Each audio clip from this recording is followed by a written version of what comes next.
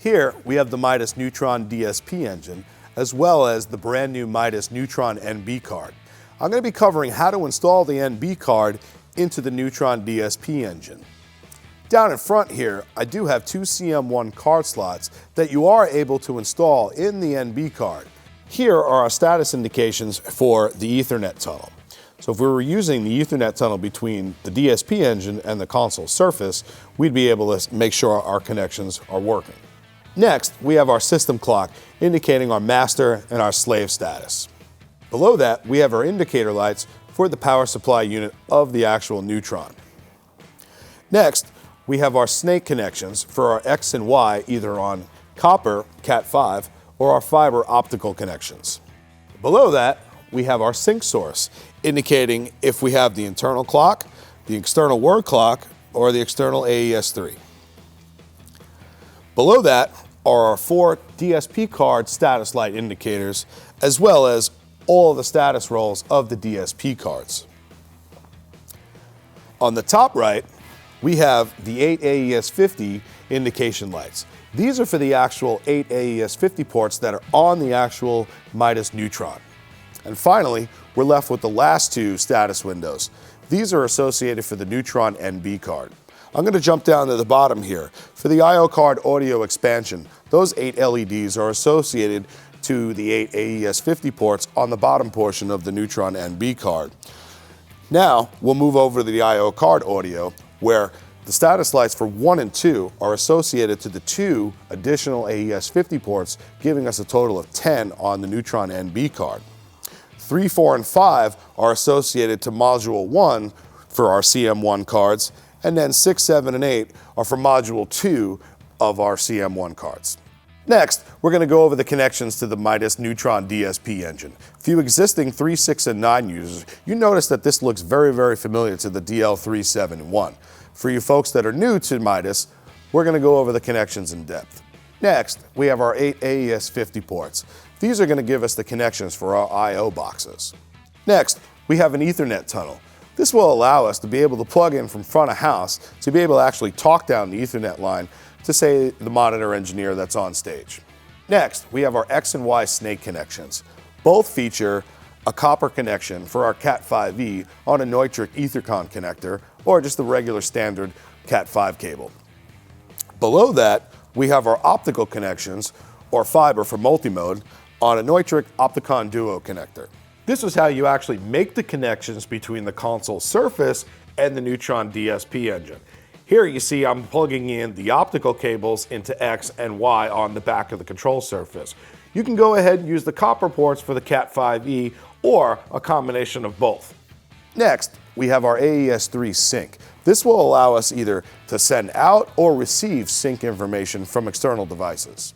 Here, we have our 75 ohm word clock connections. Both the input and the output feature BNC style connections. In the past, I used to use an external clock on my Midas 3, 6, and 9 with the DL3, 7, 1 and did have a significant improvement in the audio quality and the function of the console. Once I transferred over to the Midas Neutron DSP engine, I took the clock in and out of circuit and did not notice any difference in the audio quality. That's because the Neutron engine features a very, very high quality internal clock. So I would suggest letting the Neutron DSP engine handle all of the clocking for the entire system. And last, we have our control expansion ports. There's 2 on the back. These are not something that we really need to be worried about. This is more for the service side of things when they need to do any type of updating or diagnostic of the Neutron DSP engine. On the left here, we have 3 universal power supply units, allowing us to use the Midas Neutron anywhere in the world. This unit only requires 2 to run at any given time. The third one is a redundant, so if any of the 3 were happen to go down, we would get a caution warning on the console to let us know that one of the power supply units is down. These are easily to be able to be swapped out, and just so you know, you can actually use the same ones on the ProX surface. Next, we have a blank plate over where the Neutron NB card is going to be installed into. Next, we have our 4 DSP cards. These are the workhorses for the entire ProX system. Down here we have the status indicators for our DSP audio, as well as status lights for our DSP control. And we have our diagnostic ports. This is not something that we need to be worried about. This is more for the service technicians to be able to diagnose the DSP cards.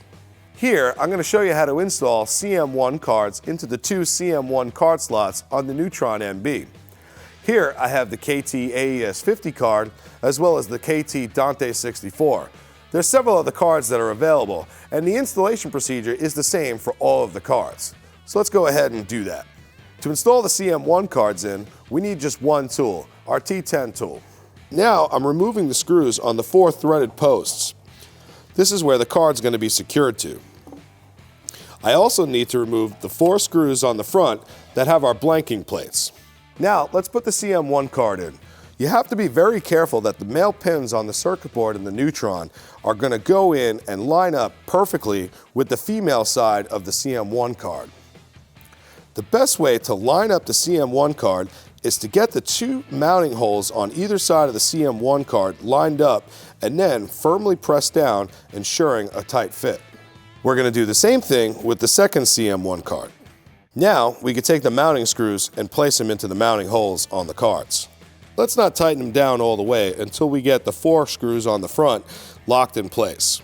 Now that I have all the screws in, I'm going to go ahead and now tighten them down firmly. Be careful not to apply too much pressure. Now that we have our 2 CM1 cards installed into the NB card, we're ready to remove the back panel to access to install the NB card to the DSP engine. Most importantly, you'll notice that I have all of the mains disconnected for safety, so please go ahead and make sure that you do that as well. We need to remove the rear blank plate. We'll take our T10 and remove the 4 screws to access the panel. Now we're ready to put the card inside the DSP engine. We have to be extremely careful because there are pins at the bottom of the DSP that are going to go into the back of the NB card, and we got to make sure that we're not going to damage those. As we situate the card, there are 2 tracks, as you see here, that we're going to go ahead and put the card into to be able to guide the card into place to ensure proper connection. As we get the card right here towards the end, and we know that it's in the track, we go ahead and simply push on that, and we notice that this tab comes up to let us know that the card is properly seated. Now that the card is in place, we can go ahead and put our 4 screws back inside the chassis.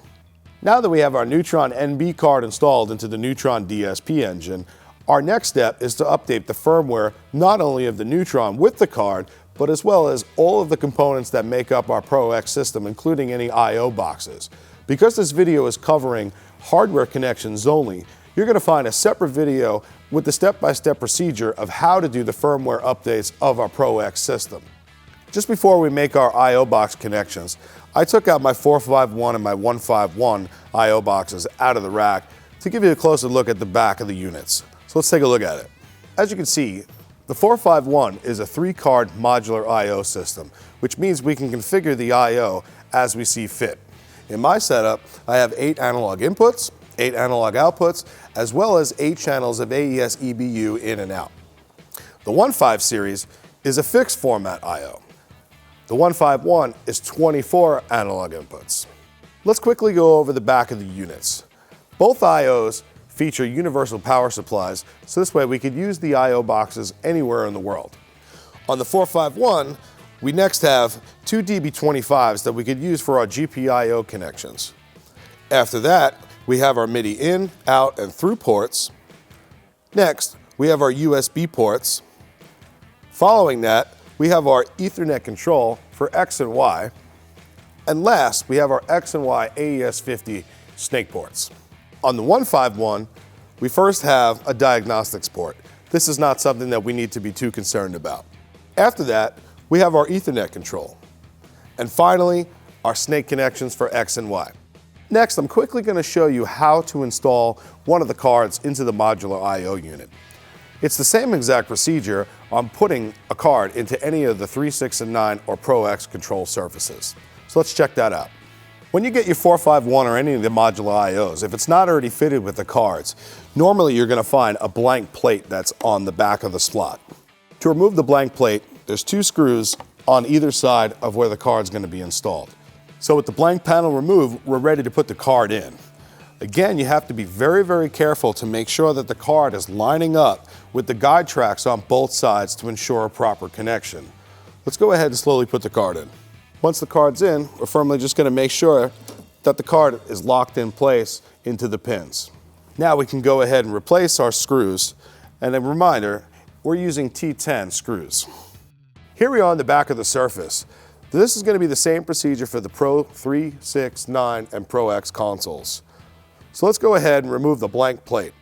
Okay, now that we have the blank plate removed, we can go ahead and insert the first I/O card. You got to keep in mind that you have to line up the card inside the guide tracks on the side so that way the card can insert properly. Once we have the card almost all the way in and we confirm that the card is still in the slots, we can then press firmly in and we can feel the card slide gently into place. Now, we can return all of the surface mount screws to make sure that the cards don't come out or get loose. Now we're ready to make the connections. Here we have the 151 I/O box, the DN9680 that's on the stage side, as well as our Neutron DSP engine with our 8 AES50 ports, as well as our Neutron NB card that has our 10 additional AES50 ports. Now, for our DN9680 here at the stage, we have signals coming down the optical cable from the DN9680 at front of house. So I'm going to go ahead and match those same connections from front of house into the Neutron NB card. So let's start with AES port 1 on the DN9680. And then I'm going to match it up to port 1 on the NB card. Just so you know, you do not have to use just these 8 AES50 ports. You could also utilize 1 and 2 on the top side of the card.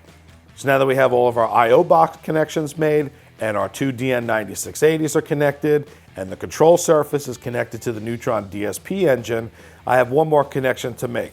From my RPM Dynamics MS48, I'm going to be plugging in a VGA and a USB cable onto the back of the control surface into the KVM port. Now that we have these connections made, we're ready to go ahead and power up the system.